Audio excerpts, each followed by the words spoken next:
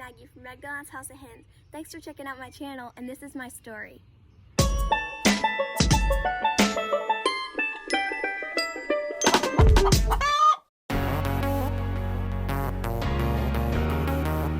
The reason I'm getting chickens, or I got chickens, is because they were the only kind of bird I was allowed to have, and I thought that my mom would agree to that, and I lost my fish when that was the only other pet that was mine that I had, and so I got chickens mainly for pets, and eggs were just a bonus.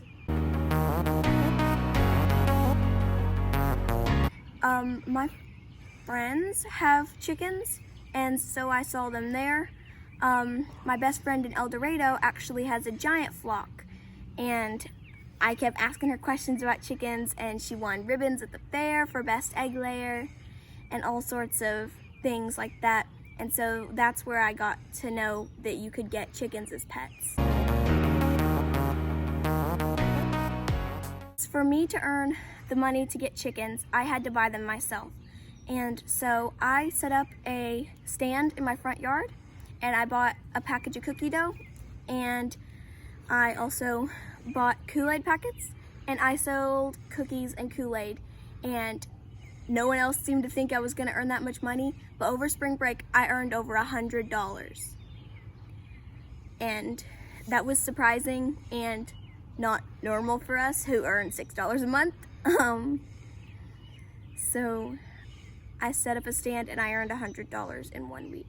For our chickens, it cost like $200 to get chickens, to buy the things for the coop and to buy the chickens themselves, feeders and feed and waterers, or the supplies to make waterers.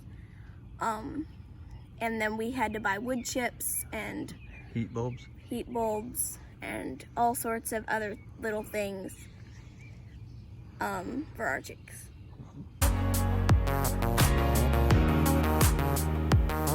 We got our chickens from Hoover's Hatchery. We got our first flock was a buff Brahma, and we thought we got 7 light Brahmas, but we really got 5 light Brahmas and 2 Colombian Wyandottes. We went to the post office. My dad is a postal worker. We went to the post office early in the morning and we got our chicks, and we had already set up the brooder and we were all excited, and we opened our box and we pulled them out, and 3 days later, like they weren't very old, maybe a week old, and one of them just kept falling asleep and wouldn't eat, wouldn't drink, and we lost her. Her name was Trudy. She was a light Brahma, and so we lost a light Brahma. You can tell our Colombian Wyandottes from our light Brahmas by their feet. Our light Brahmas have a ton of feathers on their feet, and our Colombian Wyandottes, my mom likes to joke that they have shaved legs. They have no feathers. Normally, light Brahmas and buff Brahmas, and there's also dark Brahmas, get bigger than most other birds.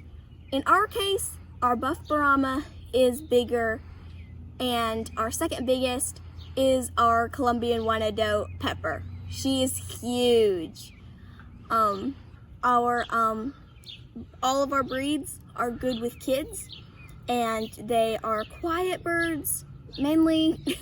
They get loud when they lay an egg, but they're mainly quiet birds, and they are really, really good with kids and little kids, especially the Brahmas.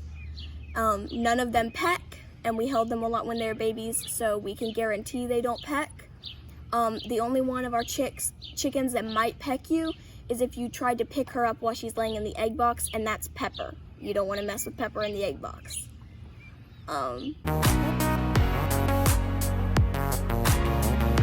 We got Brahma hens because they were good with kids and they were quiet, and another bonus was they were huge. My dad saw this video of a Brahma rooster coming out of a doghouse, and it just kept coming. And so we were like, yeah, that's the bird we're getting the big ones.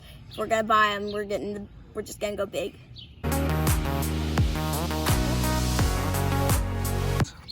Yes, I highly recommend getting chickens. I think they're great, whether you want them for eggs or meat or just company. They're good therapy pets. They are really good with kids, most of them, and they're really just fun to have. Thank you for listening to my story. See you next time.